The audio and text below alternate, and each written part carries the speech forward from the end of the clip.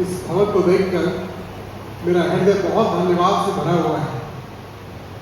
और डॉक्टर विक्रांत ने बताया कि इस कलीसिया ने कुछ ही साल में कंट्रीब्यूशन करके पास्टर साहब की अगुवाई में ये इतना अच्छा भवन बनाया।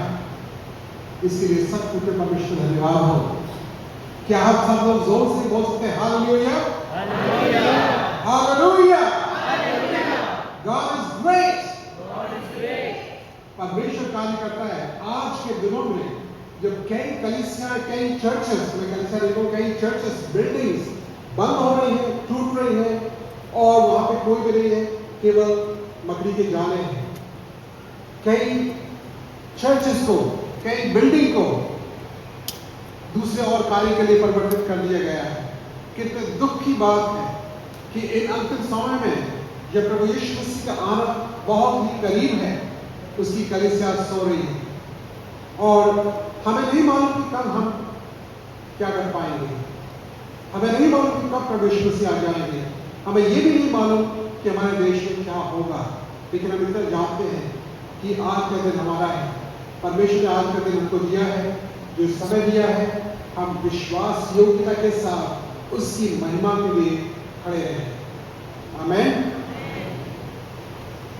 जब एक बीज पृथ्वी के अंदर बोया जाता है तो वो क्या करता है?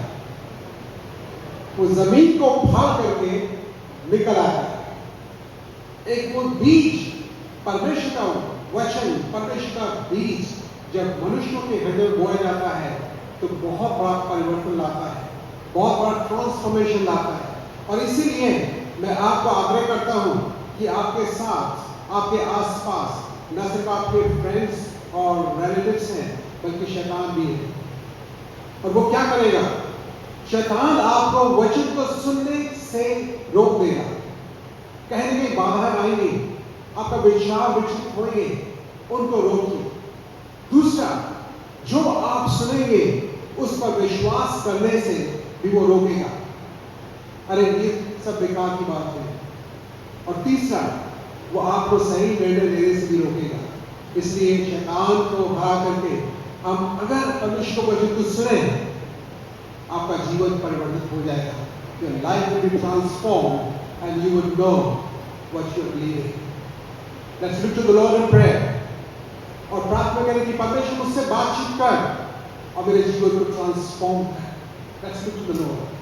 प्रभु, हम धन्यवाद करते हैं इस भवन के लिए जिसको प्रभु आपने अपनी योजना में बनाया और अपने बच्चों के द्वारा, उनके त्यागपूर्ण दान के द्वारा प्रभु इस भवन को तैयार किया है। धन्यवाद करते हैं। और प्रभु, हमारी प्रार्थना जैसे सुलेमान ने प्रार्थना की, इस भवन में जब भी कोई प्रार्थना हो, जब भी कोई सभा हो, प्रभु आपकी उपस्थिति यहाँ पर हो, आपका सामर्थ्य देखा जाए, बहुत सी चंगाइयां हो, बहुत से लोगों के जीवन परिवर्तित हो, चर्च हमेशा भरा रहे। प्रभु, आने वाली जनरेशंस प्रभु इस भवन को और अधिक देखभाल कर सके। इसकी हर चीज के लिए न सिर्फ प्रभु भौतिक रीति से, बल्कि आत्मिक रीति से ये कलीसिया बढ़ती जाए। प्रभु, हमारी प्रार्थना है जिस प्रेम के साथ, जिस बोझ के साथ पास्टर कमेटी ने और सब लोगों ने इस कलीसिया को बनाया, इस चर्च को बनाया, प्रभु ये बहुत सालों तक, कई सालों तक, कई पीढ़ियों तक ये बहुत अच्छा उपयोगी हो सके। हम धन्यवाद करते हैं प्रभु सारी इन फैसिलिटीज के लिए, धन्यवाद करते हैं इस प्रोविजन के लिए, धन्यवाद करते हैं प्रभु इस भवन के लिए। प्रभु पिता परमेश्वर आपकी आशीष हो। प्रभु यीशु को उस नाम से विनती मांगते हैं, आमीन। हर एक चीज का एक पर्पस होता है, उद्देश्य होता है। हमारे भाई ने म्यूजिशियन बनाया, अच्छा सा गाना बजाया, कीबोर्ड का पर्पस है। जो वहां पर बैठे हैं मॉनिटर पे, उसको उनका एक पर्पस है। माइक है, उसका एक पर्पस है। स्पीकर्स है, उसका एक पर्पस है। आप बेंचेस में बैठे, उसका भी एक पर्पस है। बहुत कंफर्टेबल बेंचेस है, इसलिए नहीं कि आप सो जाए, ठीक है। एक बार मैं एक जोक से शुरू करूंगा। एक बार एक व्यक्ति, कलीसिया उनको सोने की बहुत आदत थी। जैसे ही पास्टर का मैसेज हुआ, शुरू होता था उनका सोना शुरू और उनका खर्राटा लेना शुरू, और सब लोग परेशान, ये सबको डिस्टर्ब करते हैं। उसी समय सोचिए जब वचन प्रचार किया जाएगा तो पास्टर ने एक बार उनको कुछ सबक सिखाने के लिए एक एक्शन किया। उन्होंने क्या किया, सब लोगों में से जो बैठे हुए थे ये खर्राटे ले रहे हैं, मैं किसी व्यक्ति विशेष के लिए नहीं बोल रहा हूँ, आप ये ना सोचिए मैं आपके लिए बोल रहा हूँ, अगर आप सो रहे तो शायद आपके लिए हो सकता है। एनीवे ये सो रहे थे, भाई साहब ने कहा जितने लोग स्वर्ग जाना चाहते हैं खड़े हो जाए।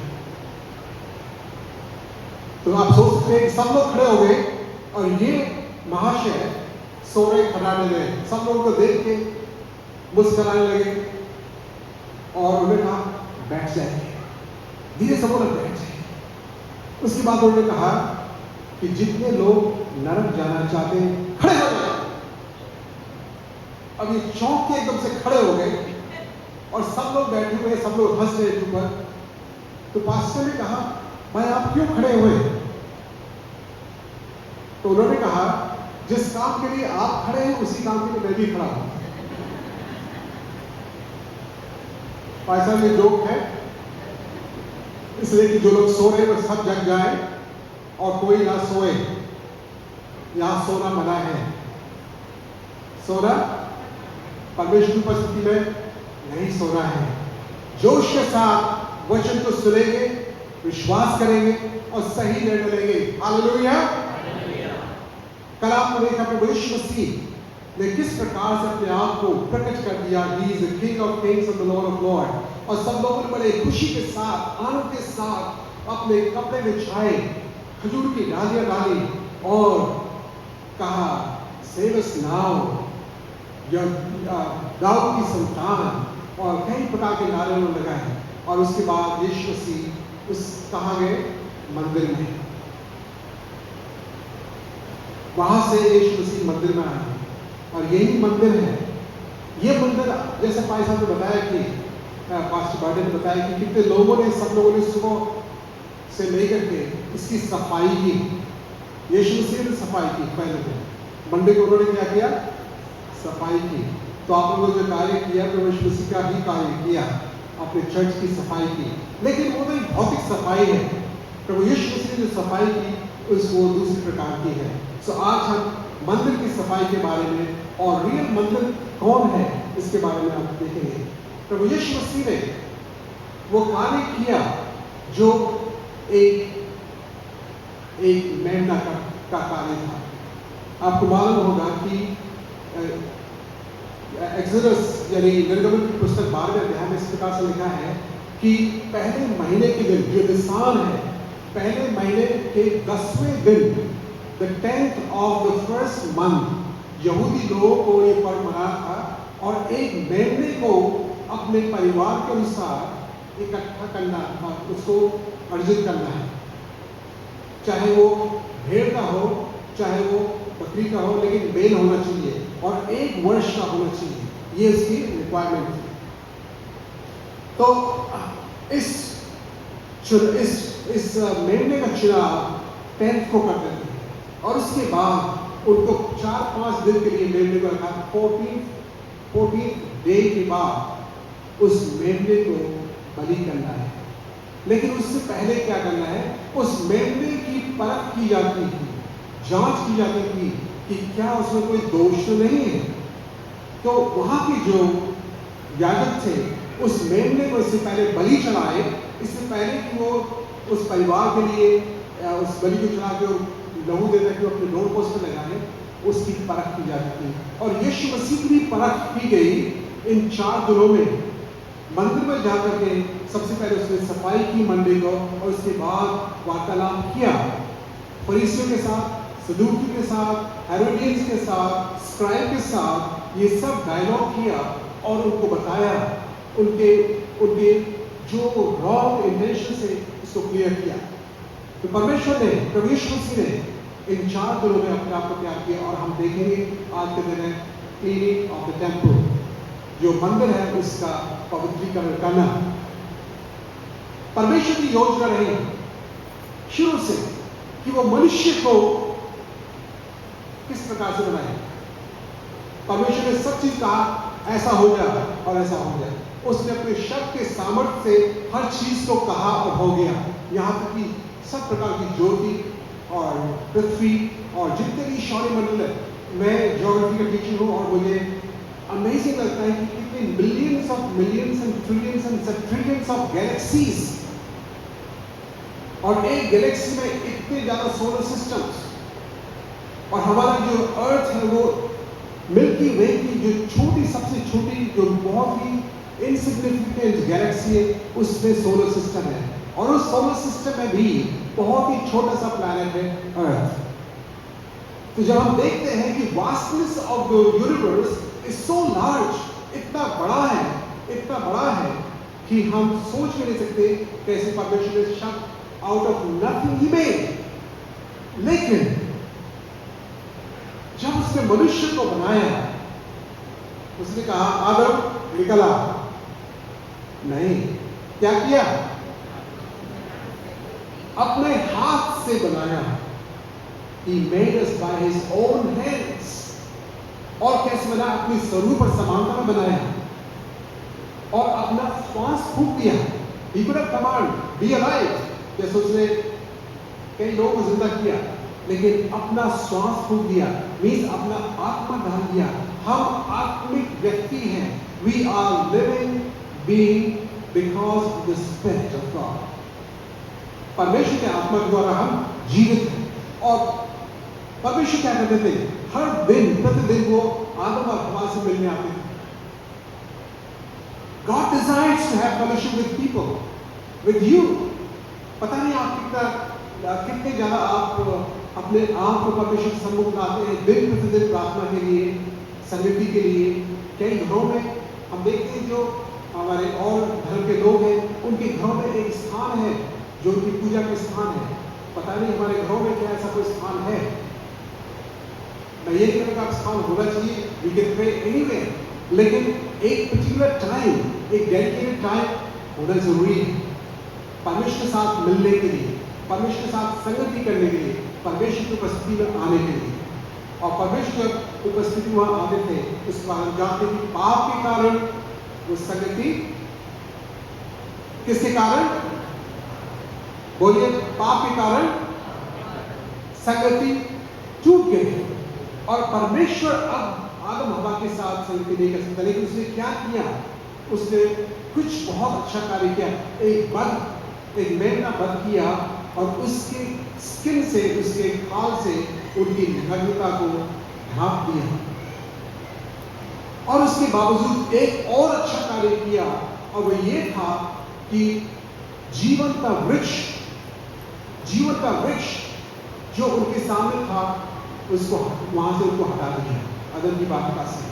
अगर आदम और हवा उस जीवन के वृक्ष को खा लेते पापी दशा में, तो कभी भी नहीं मरते और हमेशा पाप की दशा में रहते। आप सोच सकते हैं कि हमेशा मीन्स इटर्निटी में हम पाप की दशा में रहते, नहीं मरते, तो उद्धार का भी कोई जरिया नहीं होता। हम लोग हमेशा के लिए दोषी, दंडित और पापी और ठहरते हैं। That was God's grace। परमेश्वर का अनुग्रह जिसने कि उस अदम की वाटिका से निकाल दिया। मृत्यु मसीह लोगों के लिए, क्रिश्चियंस के लिए एक बहुत बड़ी ब्लेसिंग है। इसलिए लिखा है the day of death is better than the day of birth। मृत्यु का दिन मसीह लोगों के लिए, विश्वासी लोगों के लिए जीवन के जन्मदिन से उत्तम है। ये इसी का परिणाम, क्योंकि उसके द्वारा हम इटर्निटी में परमेश्वर के साथ हमेशा रहेंगे। कौन लोग?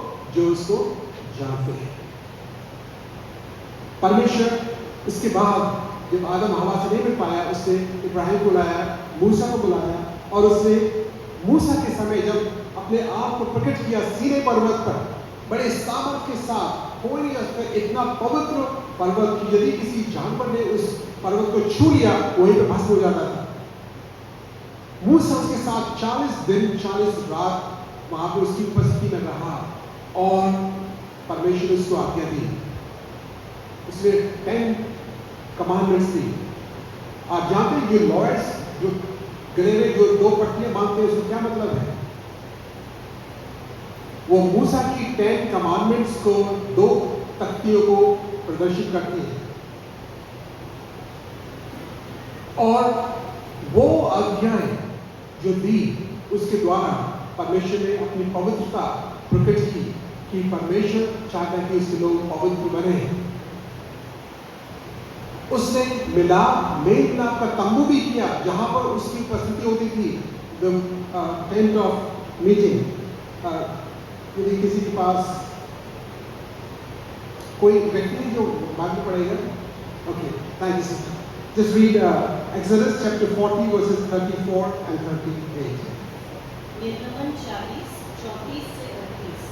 तब बादल मिलाप वाले तंबू पर छा गया और यहोवा का तेज निवास स्थान में भर गया, और बादल मिलाप वाले तंबू पर ठहर गया और यहोवा का तेज निवास स्थान में भर गया। इस कारण मूसा उसमें प्रवेश न कर सका। इस्राएलियों की सारी यात्रा में ऐसा होता था कि जब जब बादल निवास के ऊपर से उठ जाता तब तब वे कूच करते थे, और यदि वह न उठता तो जिस दिन तक वह न उठता था उस दिन तक वे कूच नहीं करते थे। इस्राएल के घराने की सारी यात्रा में दिन को तो यहोवा का बादल निवास पर और रात को उसी बादल में आग उन सबों को दिखाई दिया करती थी। परमेश्वर की पवित्रता इतनी अधिक है कि कोई भी पापी यानी मूसा भी उसमें प्रवेश नहीं कर पाया। जिसने उसको खुद बनाया, जैसे ही परमेश्वर का प्रकाश वहां पर आया, वो वहां प्रवेश नहीं कर पाया। आज कैसे हम उस पवित्र परमेश्वर के सम्मुख आ सकते हैं, आते हैं? प्रभु यीशु मसीह के कार्य के द्वारा, जिसने हमारे शाप को पापों को ऊपर ले लिया, मंदिर का पर्दा ऊपर से नीचे तक फट गया, वी हैव एक्सेस नाउ। उसके बाद मूसा ने इस्राएली को अगुवाई की, इसके बाद यहोशू ने अगुवाई की, और इसके बाद हम देखते सुलेमान, राजा दाऊद। और सुलेमान ये चाहते थे कि परमेश्वर, हमारे पास भवन है, हमारे पास घर है, लेकिन हम चाहते परमेश्वर आपका भी भवन हो। That's why I say I'm so glad कि आने वाले डॉक्टर विक्रांत ने बताया कि ये डॉक्टर बर्डे का ड्रीम था कि आने वाली जनरेशन के पास एक वर्शिप प्लेस हो। It's a noble dream। आप लोगों ने जिसको बनाया, I'm really thankful to God for each one of you। सचमुच में जहां पर आज चर्चेस टूट रहे हैं, बर्बाद हो रहे हैं, वहां ये आप बनाते हैं। परमेश्वर की आशीष इस जगह पर हो और आपके जीवन में हो। दाऊद नहीं बना पाया, क्यों? परमेश्वर ने कहा तेरे हाथ खून से सने हुए हैं, you have done lot of killing, लेकिन तेरा बेटा सुलेमान बनाएगा। और सुलेमान ने बहुत अच्छी स्टार्ट की, बहुत अच्छा कार्य किया। उसने भवन बनाया और उस भवन में बहुत ही धन और मन और लोगों की इच्छा, लोगों का दान इतना अधिक दिया गया कि उनको बोलना पड़ा कि आप नहीं लाओ, बहुत हो गया, बहुत हो गया। सिस्टर आप पढ़ेंगे इसको?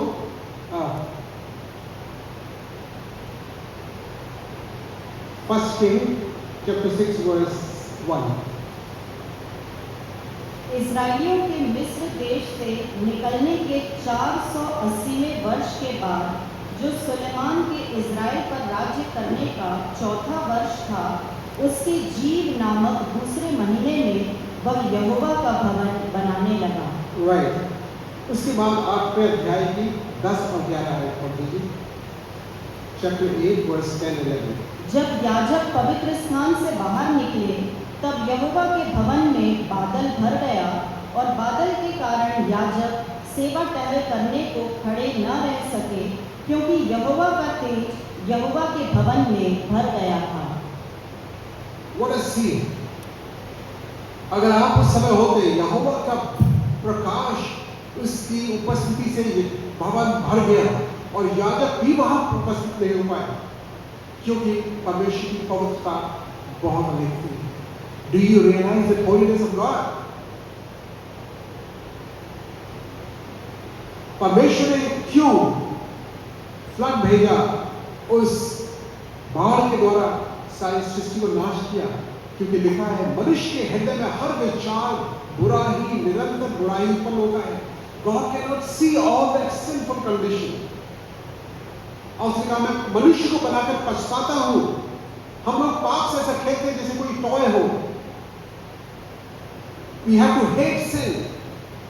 जिस पाप के कारण प्रभु यीशु को क्रूस पे चढ़ना पड़ा, अपनी जान देनी पड़ी, क्या हम उस पाप को आसानी से लेते हैं? कई बार तो हमें नहीं मालूम कि हम पाप कर रहे हैं, लेकिन जब हमें मालूम नहीं होता है तो भी हम पाप करते हैं। We have to be very careful. हमें बहुत सिंसियर होना है कि हम अपना जीवन पवित्रता में बिताएं, क्योंकि इसीलिए बुलाए गए हैं। व्यवस्था 11:44 में लिखा है कि मैं पवित्र हूं। व्यवस्था 11:44, क्योंकि मैं तुम्हारा परमेश्वर यहोवा हूँ, इस कारण अपने को शुद्ध करके पवित्र बने रहो, क्योंकि मैं पवित्र हूँ। राइट। जब परमेश्वर पवित्र है, उसके बच्चे कैसे होंगे? कैसे होंगे? क्या बुला है हमारी? We are called to be holy. We are not called to be very successful and impressive. We are called to be holy in our hearts. और हमारा हृदय जो है सबसे अधिक धोखेबाज है। परमेश्वर का वचन कहता है, यिर्मयाह 79 में लिखा है कि मनुष्य का हृदय सब वस्तुओं से अधिक धोखेबाज है। उसमें असाध्य रोग लगा हुआ है, ऐसा रोग जिसका कि मेरे पास कोई इलाज नहीं, आपके पास कोई इलाज नहीं, केवल परमेश्वर के पास इलाज है उस पवित्रता के लिए।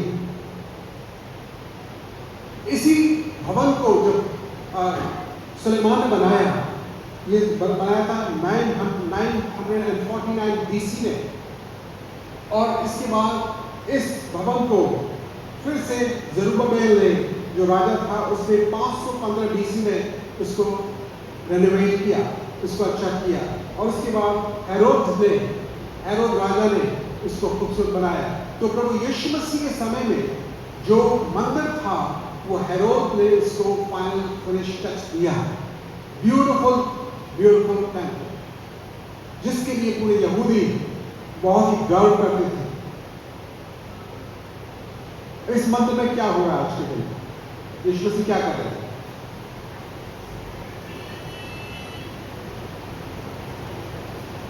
पाम संडे के दिन राजा बने, उसके बाद कहां गए?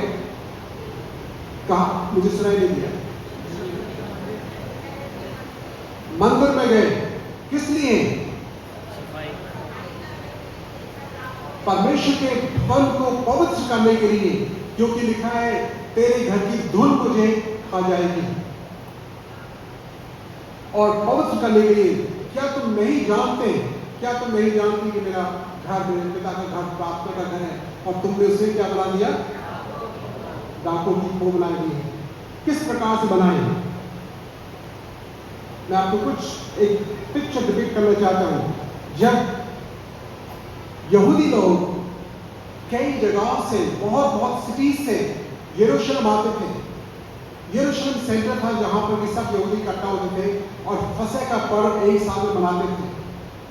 पहले महीने के 10वें दिन चूज करते थे, उनको क्या चूज करना है? या तो मेमना या मेढ़ा, उनको चूज करना है। और वो अपने दूर देश से तो ला नहीं सकते, कहां से लेना उनको? जानवर कहां से लेना था? वो यरूशलेम से उनको परचेज करना है।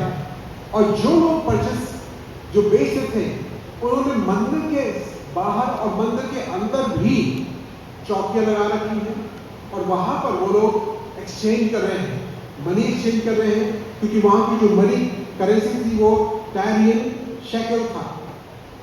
टायरियन शेकेल उसको वो उसमें कन्वर्ट करना था, ताकि सबकी करेंसी डिफरेंट कंट्रीज की वो एक करेंसी हो जिससे वो बेच सके। और इस टायरियन करेंसी को प्राप्त करने के लिए उन्हें बहुत एक्सचेंज, क्या बोलते हैं इसको, चार्जेस देने पड़ते थे। यानी जो जो चार्जेस हैं, जो एक्सचेंज रेट है, उससे कई गुना ज्यादा उनको देना पड़ता था। और जो ये लोग थे, यहूदी लोग, इन्होंने एक ऐसा बिजनेस बना दिया कि वहां पर उनके न सिर्फ एक्सचेंज को वो बहुत हाई रेट कर दिया, बल्कि जो जानवर थे उनका रेट हाई कर दिया। अगर कोई और व्यक्ति अपना जानवर खरीद के लाएगा और भेंट चढ़ाएगा, तो वो उसमें दोष निकाल देते हैं, कहते ये बिल्कुल ठीक नहीं है, इससे दोषी, ये दोषी है, इसको नहीं चढ़ाना है, इसको बलि आप कर नहीं सकते। और आप सोचिए, ये लोग इतने दूर से आए, जिनके रहने का ठिकाना बड़ी मुश्किल से मिला, वो अपने जानवर भी खरीद रहे हैं बहुत हाई कॉस्ट पे। जैसे बकरी का हम देखते हैं कई बार, मैंने एक बार एक व्यक्ति से पूछा कि भाई बकरी ये कितने का है बकरा? कह रहा 5 लाख का। तो 5 लाख का एक बकरा ये बकरी का है, मिलता ही नहीं है। उसी प्रकार का एक धंधा उन्होंने शुरू किया, इतना हाई रेट पे, और लुक्स निकाला। वहां पे मार, हल्ला गुल्ला, चिल्लाना, झगड़ा, लड़ाई, और पूरा का पूरा माहौल, जो मंदिर का माहौल था, एक व्यापार का माहौल बन गया। अब आप समझ रहे, can you visualise the picture? Money exchange जो है बहुत ही हाई रेट पर उनको दे रहे हैं।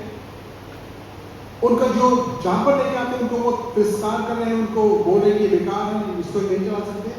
अपने जानवरों को बेच रहे हैं बहुत ही हाई रेट पर, जो कि लोग अफोर्ड नहीं कर सकते, और इस प्रकार का धंधा वहां पर चलाया हुआ है। क्यों? मंदिर जहां पर परमेश्वर की उपस्थिति है, वहां पर पवित्रता होनी चाहिए, लेकिन वहां पर क्या है? पैसे का लोभ, पैसे का लोभ। और पहला तीमुथियुस 6:10 में क्या लिखा हुआ है? हम सब के लिए, उसको ध्यान से पढ़िए, हम सब के लिए। क्योंकि रुपये का लोभ सब प्रकार की बुराइयों की जड़ है, जिसे प्राप्त करने का प्रयत्न करते हुए बहुतों ने विश्वास से भटककर अपने आप को नाना प्रकार के दुखों से छलनी बना दिया है। How many of you love money? आप में से कितने लोग पैसे को प्यार करते हैं? कितने लोग प्यार करते हैं पैसे को? सच बताइए। हाँ, उधर है। सब लोग प्यार करते हैं ना, चाहे वो किसी भी प्रकार से आ जाए, बस पैसा आ जाए, लक्ष्मी आ जाए। अरे लक्ष्मी पाने के बाद चोरी भी कर लो, झूठ भी बोल लो, डाका भी डाल लो, लक्ष्मी हमें क्षमा कर देंगे। इस प्रकार की गलतफहमी हमारे देश में, हमारे लोगों में है। और बाइबल में जो नया नियम है, यीशु मसीह ने करीब 1/3 अपनी टीचिंग में बताया है कि पैसे के बारे में, पैसे का उपयोग, पैसे का अर्जित करना, पैसे का उपयोग करना, पैसे का दुरुपयोग करना, क्या नहीं करना है, किस प्रकार से करना है। और यही इसीलिए हमारे आज की कलीसियाएं, चर्चेस बहुत ज्यादा परेशान है। 2 ही कारण है, पैसा या पोजीशन, पैसा या पोजीशन। और इन दोनों के कारण कलीसियाएं टूट रही हैं, लोगों के घर बर्बाद हो रहे हैं। पैसा कमाने के लिए पति कहीं है, पत्नी कहीं है, बच्चे बीच में पता नहीं कहां क्या कर रहे हैं, कुछ नहीं मालूम। मसीह परिवारों को पैसे की प्रायोरिटी नहीं रखनी है। मसीह परिवारों को पैसे का उपयोग करना है, सदुपयोग करना है। Don't love money, love people. Use money but love people. कभी कभी सोचते हैं कि हमें हमारा खर्चा कैसे चलेगा, हम खर्चा अपने आप जबरदस्ती बढ़ा देते हैं।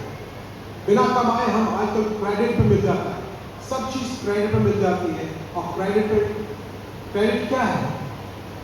ये earning for somebody else. Credit आप दूसरों के लिए कमा रहे हैं, और ऐसा ट्रैप, क्रेडिट ट्रैप, जिसमें से आप जितना जल्दी हो सके निकल जाए। तो ये लोग, इस प्रकार का वहां पर माहौल था।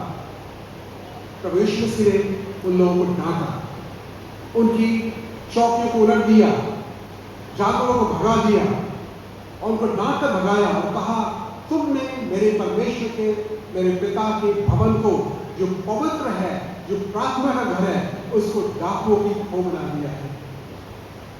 हमें इंट्रोस्पेक्ट करना है अपने आप को। What is the place of Jesus in my heart? And what is the place of love of money in my heart?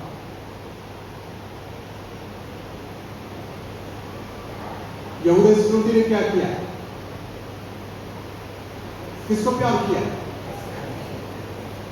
पैसे को प्यार किया। 30 चांदी के सिक्कों से बेच दिया। आप सोचिए इस प्रश्न को, डू यू लव मनी और do you use money only? परमेश्वर के प्रति और पैसे के प्रति क्या रुझान है? यह आपका बड़ा टेस्ट है।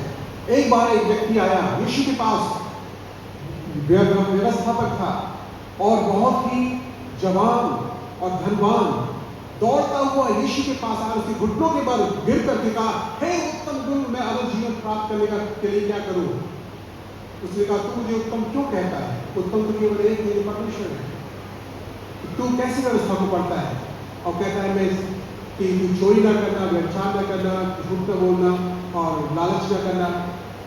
यीशु ने सब व्यवस्था को सुनाया। कह रहा इनको तो बचपन से मानता आया है। वो सेल्फ डिक्लेरेशन सर्टिफिकेट दे दिया उसने अपने आप को, मैं बिल्कुल ठीक हूं।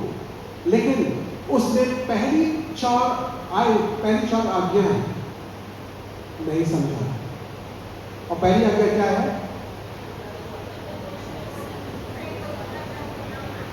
तू अपने परमेश्वर को छोड़। The money is not your God. पैसा, कुछ लोग कहते हैं हाथ का मैल है, लेकिन वो मैल बहुत कीमती है, उसको इतना प्यार करते ना, उस मैल को छोड़ना ही नहीं चाहते। ऐसा नहीं होना चाहिए। जब हम पैसे को पहला स्थान देते हैं, जब हम परमेश्वर को दूसरा स्थान देते हैं, जब हम पैसे के द्वारा हम कुछ भी कर सकते हैं, तो ये बहुत बड़ी समस्या है। Now, coming to the next point, जो नेक्स्ट टेम्पल है, जो नेक्स्ट मंदिर है, प्रभु यीशु मसीह है, उस मंदिर को साफ करने के बाद जो नया नियम में टेम्पल है, उसका कॉन्सेप्ट क्या है? What is the concept of new temple? कोई बताएगा?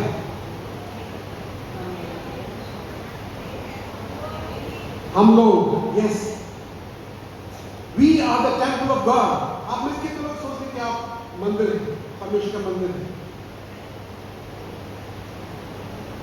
बहुत कम लोग। हाथ ऊपर खड़ा करिए, स्ट्रेट। दिस इज बहुत प्राउड की बात है, घमंड की बात है कि मैं परमेश्वर का मंदिर हूं। परमेश्वर, जीवित परमेश्वर मेरे अंदर वास करता है। ना मेरे लिए सरप्राइज की बात यह है, how can the Holi God stay in my simple body? ये बहुत रहस्य की बात है कि वो पवित्र परमेश्वर जिसने पवित्रता के कारण कई लोगों को मार डाला, क्या वो मेरे में कैसे वास करता है? कोई बताएगा? कोई बताएगा कैसे पवित्रता, परमेश्वर की पवित्रता मेरे अंदर वास करती है?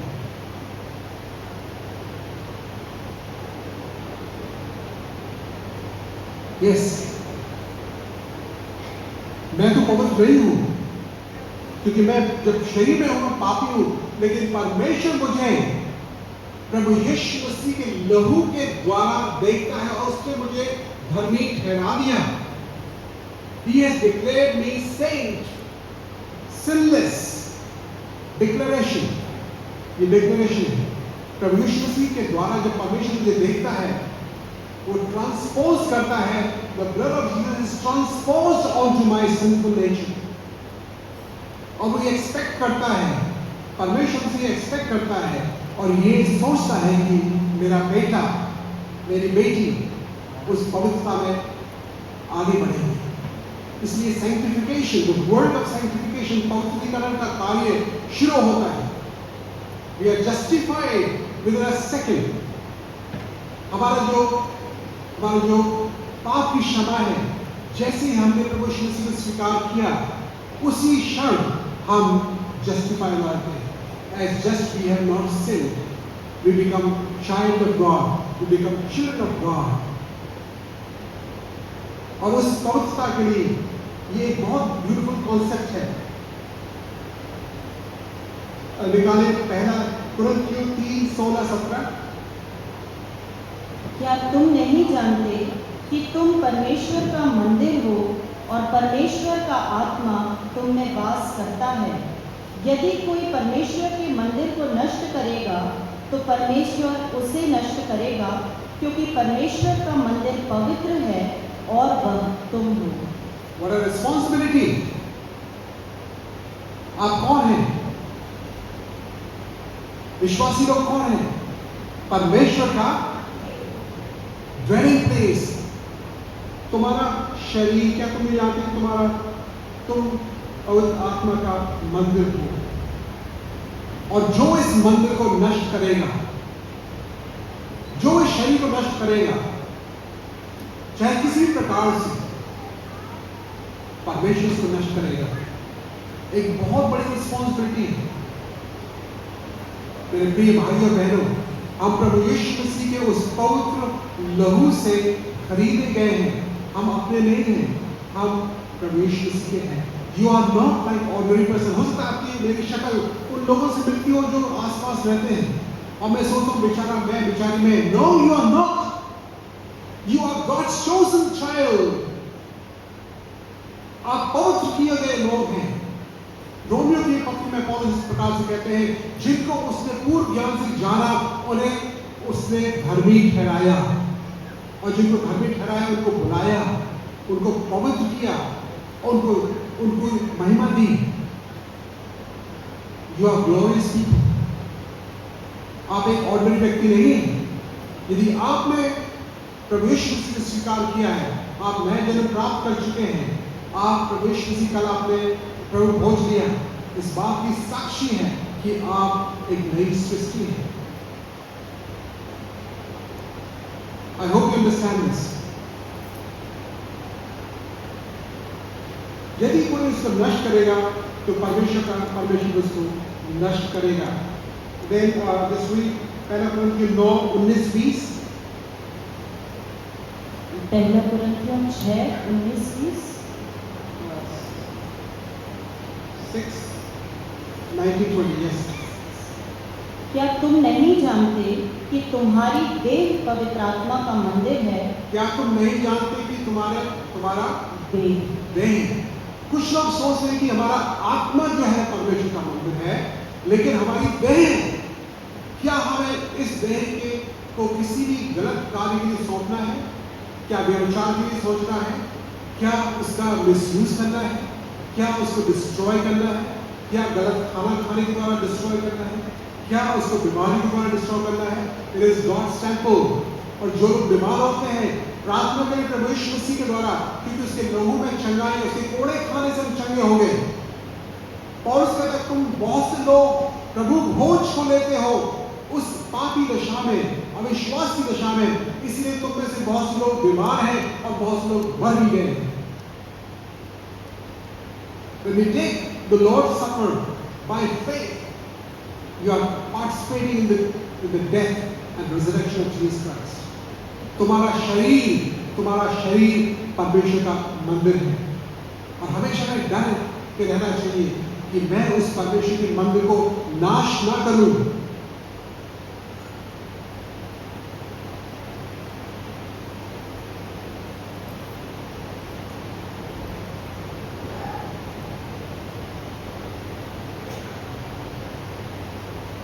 पौलुस के साथ पतरस भी इस बात की साक्षी देने आप निकाले। पहला पतरस 1:16-17। 1 Peter 16:17। क्योंकि लिखा है, पवित्र बनो क्योंकि मैं पवित्र हूँ। और जबकि तुम हे पिता कहकर उससे प्रार्थना करते हो, जो बिना पक्षपात हर एक के काम के अनुसार न्याय करता है, तो अपने परदेशी होने का समय भय से बिताओ। करेक्ट। ये वर्सेस कितने क्लियर सफाई से लिखा है, तुम पवित्र बनो क्योंकि मैं पवित्र हूं। किसी ने कहा सरप्राइज इस हेवन में 3 प्रकार के हो सकते हैं। पहला सरप्राइज वो होगा हेवन में, जिन लोगों को हम सोचते हैं कि ये हेवन नहीं जाएंगे, स्वर्ग में जाएंगे, वो वहां पर हो। और दूसरा सरप्राइज वो ये है कि जिन लोगों को आप सोचते थे कि ये तो हेवन जाएंगे ही, वो वहां ना हो। क्योंकि परमेश्वर जानता है कि कौन उसका बच्चा है और कौन उसका पुत्र पुत्री नहीं है। और तीसरा ये है कि आप शायद वहां ना हो। क्यों? आप में से कितनों का विश्वास है कि आप स्वर्ग जाएंगे, स्वर्ग में रहेंगे? Do you have faith? Assurance of faith? विश्वास है? किस चीज पर विश्वास है? प्रभु यीशु मसीह के कार्य पर विश्वास है। मेरी अपनी योग्यता नहीं है, मेरी आज्ञाकारिता प्रभु यीशु मसीह के साथ। आजकल हमारे कलीसिया में ये एक समस्या है कि यदि हमारा नाम चर्च की लिस्ट में आ गया है, यदि नॉमिनल रोल में आ गया है या मेंबरशिप में आ गया और वो भी कम्युनिकेट मेंबर है, इसका मतलब मेरा स्वर्ग जाने का पास कंफर्म है। नो, प्रभु यीशु मसीह ने कहा निकोदेमुस से, बहुत ही क्लियर कहा, यदि तू जल और आत्मा से ना जन्मे, नए सिरे से ना जन्मे, तो कोई व्यक्ति स्वर्ग राज्य को देख भी नहीं सकता। इसलिए क्या जरूरत है? हमारा मंदिर कब बनेगा? जब परमेश्वर का वास हमारे अंदर होगा। और परमेश्वर का वचन हमें इस प्रकार से बताता है कि जब एक पापी अपने पापों से अंगीकार करता है, अपने पाप से अंगीकार करता है और मुंह से अंगीकार करता है, अपने हृदय में विश्वास करता है कि यीशु ही प्रभु है, वो बचाया जाएगा और उसके साथ साथ चलेगा। ये मेरी प्रार्थना है और ये मेरा आनंद भी होगा कि मैं सुनने पाऊं कि बहुत से लोग इस कलीसिया के प्रभु के साथ चल रहे हैं। ये देखिए, आपने चर्च बनाया, मूलभूत चर्च है, सब कुछ बनाया, इसकी वैल्यू है यदि आपका नया जन्म हुआ है, यदि आपके अंदर परमेश्वर वास करता है। If God is not dwelling in you, then you are not the church. मुझे माफ कीजिएगा, मैं थोड़ा हार्श वर्ड यूज कर रहा हूँ। मेरी प्रार्थना है कि हर एक जन प्रभु यीशु मसीह को अपना जीवन दे और उसका मंदिर बन जाए, उसका ड्वेलिंग प्लेस बन जाए। यदि आपने ऐसा कमिटमेंट नहीं किया, उसके लिए क्या करना है? सिंपल, प्रभु यीशु मसीह, मैं जानता हूं कि मैं पापी हूं और मैं ये भी जानता हूं कि आपने क्रूस पर मेरे लिए जान दी और उस क्रूस के जान देने के द्वारा, लहू बहाने के द्वारा मेरा उद्धार है। केवल आपकी योग्यता में, आपके उस लहू में अपने आप को मैं ढांकता हूं, डालता हूं और विश्वास करता हूं कि आपने मेरे लिए जान दिया। और ये भी जानता हूं कि आप मेरे प्रभु, मेरे परमेश्वर और मेरे उद्धार करना है। व्यक्तिगत रूप से अपने पापों का पश्चाताप करना है और एकदम से टर्न करना है। जब आप पाप करने के लिए लायक होते थे, अब आप पाप से बच जाएंगे। It's about turn. जब आप शैतान के राज में थे, अब आप शैतान के राज से निकल करके स्वर्ग के राज में आ गए। ये परमेश्वर का कार्य है और इस कार्य के लिए सबसे बड़ा आश्चर्यकरण ये नहीं है कि मैं लंगड़ा था, चलने लगा, मैं अंधा था, देखने लगा। सबसे बड़ा आश्चर्यकरण जो है वो ये है कि एक पापी मन फिराए और प्रभु यीशु मसीह को स्वीकार करे। ज़क्कई जो था, हम जानते हैं उसने कैसे मन फिराया। चुंगी लेने वाला था, चोरी करता था, ज्यादा चुंगी लेता था, ज्यादा पैसा लेता था, लेकिन जब उसने प्रभु यीशु मसीह को अपने घर पर बुलाया, उसने खुद खड़े होकर कहा कि मैं अपनी आधी संपत्ति कंगालों को देता हूं और जिसका मैंने किसी प्रकार से डिफॉल्ट करके लिया है उसको 4 गुना लौटा दूं। क्योंकि वचन में इस प्रकार से लिखा है 4 गुना लौटाना है, मैं 4 गुना लौटाता हूं। और यीशु ने कहा आज इस घर में उद्धार। तो जब उद्धार आता है तो हमारे लिए पैसा पहले स्थान नहीं रखता, हमारे लिए प्रभु यीशु मसीह पहला स्थान रखता है। हमारा पाप हमें पहले स्थान नहीं रखता, पाप नष्ट हो जाता है या निकल जाता है, या उसको पाप को हम अपने जीवन में एंटरटेन नहीं करते। मैं ये नहीं कह रहा कि हम पाप नहीं कर सकते, वी कैन फॉल इन सिन, क्योंकि हमारा सिंपल नेचर है, बट वी नॉट एंजॉय सिन। धर्मी जन गिर तो सकता है, 7 बार गिर सकता है, लेकिन वो उठ खड़ा होगा। लेकिन यदि कोई व्यक्ति पाप करता है, उसमें एंजॉय करता है और वो पश्चाताप नहीं करता, इसका मतलब ये प्रश्न पूछना है कि क्या मेरा नया जन्म हुआ है, क्या मैं प्रभु को जानता हूँ, क्या मेरा शरीर परमेश्वर का मंदिर है। ये प्रश्न आपके लिए है।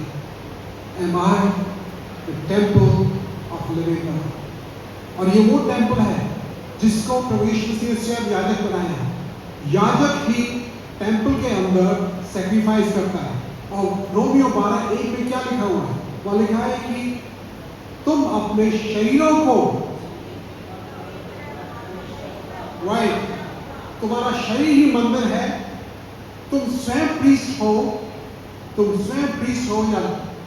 या याजक हो, और तुम स्वयं भेंट भी हो। सो हमें स्वयं अपने शरीरों को जो परमेश्वर का मंदिर है उसके सामने भेंट चढ़ाना है। Hallelujah! What a mystery! What a mystery God has given! What a joy God has given to us! कि हम उसके बच्चे हैं, हम उसके द्वारा बनाए गए अपनी महिमा, उसकी महिमा के लिए, और हम फूल से खरीदे गए उसके मंदिर बनने के लिए। सो जब इस मंदिर को साफ किया आपने, उसके साथ साथ आप अपने हृदय के मंदिर को भी साफ करें, अपने पूरे शरीर को भी साफ करें। May the Lord bless you. आइए हम प्रार्थना करें।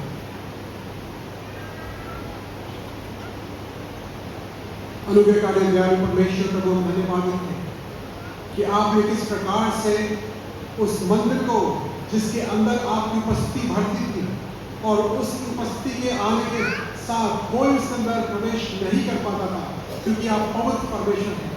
तो प्रभु यीशु, हम धन्यवाद करते हैं कि आपने अपनी मृत्यु के द्वारा, जी उठने के द्वारा, उस बलिदान के द्वारा हमें जो पापी लोग थे अपना मंदिर बना दिया, अपने पुत्र और पुत्रियां होने का अधिकार दिया।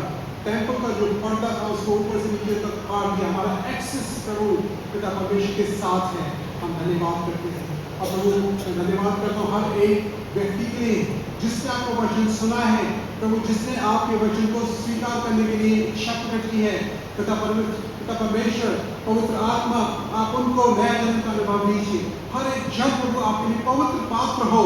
कोई भी मलिनता, कोई भी बुराई, पाप और व्यभिचार और किसी प्रकार के दुष्कर्म प्रभु उनके जीवन में ना हो, उनका जीवन पवित्र हो। प्रभु हम सबको प्रभु शुद्ध कर, हम सबको प्रभु अपने राज्य में इस्तेमाल कर, हम सबको प्रभु अपने राज्य के लिए और योग्य बना, ताकि जैसे पौलुस कहता है कि मैं धन्यवाद करता हूं उस परमेश्वर को जिसने विश्वास जानकर मुझे सेवकाई दी है। प्रभु यही सेवकाई मेरे भाई बहनों को दी जाए, ताकि वो जाकर के बहुत से लोगों को आपके बारे में सुना सके। Lord, we bless you, we thank you, we give you all the glory and honor, King of Kings, Lord of Lords, you are the glorious King. प्रभु आपकी सामर्थ, आपका अनुग्रह प्रभु हर एक व्यक्ति के पास हो। Oh Lord, we thank you for your love, thank you for your sacrifice, thank you Lord for this time. प्रभु इस भवन के लिए धन्यवाद, इस पास्टर के लिए प्रभु धन्यवाद, पास्टर कमेटी के धन्यवाद प्रभु, हर एक व्यक्ति जहाँ पर उनके धन्यवाद करते हैं। Oh Lord, we bless them. We bless them in the name of the Father, and the Son, and of the Holy Spirit. We pray this in Jesus' name. Amen.